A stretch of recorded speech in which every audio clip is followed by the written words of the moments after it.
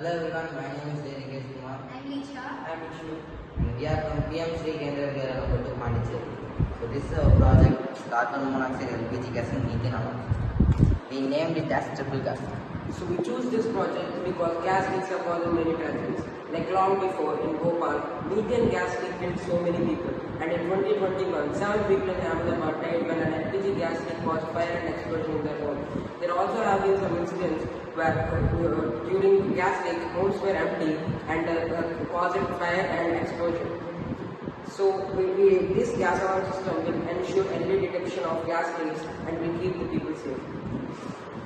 When the sensor detects any of these three gases, the buzzer will alert the people and the LCD display will show gas detected and the GSM module will send the message to our house owner.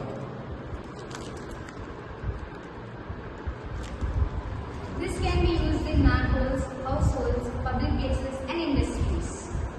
In conclusion, we just want to say that it is a simple solution to a big safety problem.